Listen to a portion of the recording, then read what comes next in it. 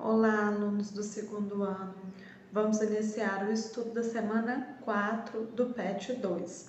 Eixo temático: Mundo Moderno, Colonização e Relações Étnico-Culturais, 1500 a 1808.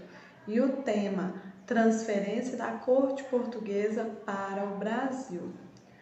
Gente, nós vamos então falar um pouco da situação do Brasil no final do Império. Então nós vemos aí algumas imagens que retratam o trabalho dos escravos durante a época em que a prática escravagista no Brasil ainda era vigente. Nós vemos aí escravos de ganho, escravos em oficinas, de manufaturas, e também vemos, os castigos aos escravos.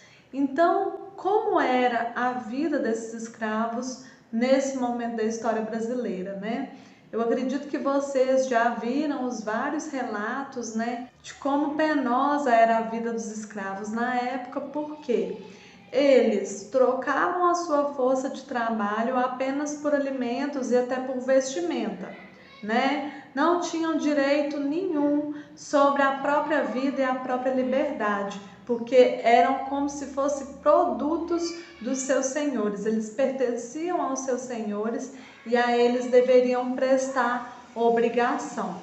A partir disso, nós temos então uma situação em que os escravos vivem em desigualdade com os brancos, vamos dizer assim, E a partir disso, muitas vezes, haviam movimentos desses escravos em busca da sua própria libertação. Haviam fugas, haviam movimentos de sabotagem dos trabalhos para não ter que trabalhar naquela determinada tarefa naquele dia, Por exemplo, ia lá e sabotava um equipamento que usaria para aquela tarefa determinada e aí a partir disso gerava um transtorno para que ele não pudesse trabalhar naquele dia.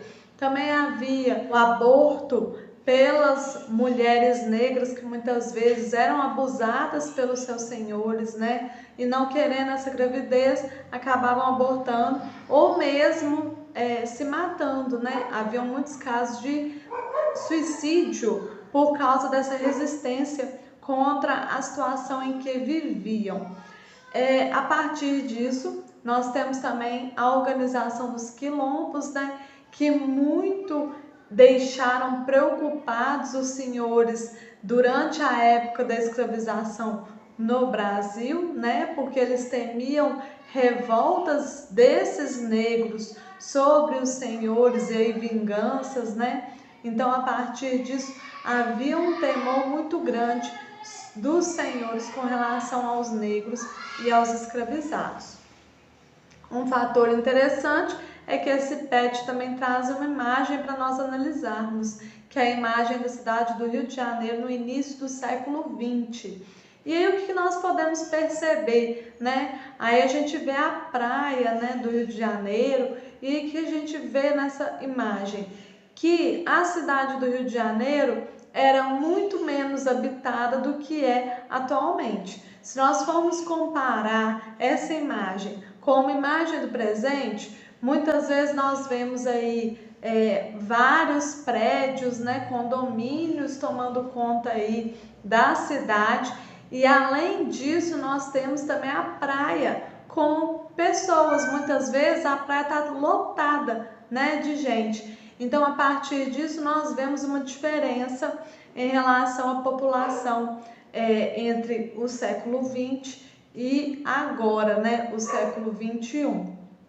Além disso, eu vou destacar aqui umas questões importantes do início do século XX, que foi a partir do momento que instalou-se, a família real, ocorreu a organização de diversas obras na cidade do Rio de Janeiro, para transformar em padrões europeus, O próprio Dom João VI veio com Jardim Botânico e aí ele instalou aí no Rio de Janeiro diversas construções para trazer um ar mais europeu para o Brasil, vamos dizer assim. E depois, no século XX, né, no início do século XX, com Oswaldo Cruz, foi iniciado um movimento sanitarista do Rio de Janeiro, no combate à febre amarela e a outras mazelas que viviam, né, assombrando a população da época. Além disso, teve também a questão da vacinação contra a varíola, né, que deixou a população muito insatisfeita, mas não só por causa da vacinação. Porque dentro desse movimento sanitarista que iniciou por volta dos anos de 1905, nós temos também a organização da expulsão da população pobre do centro da cidade.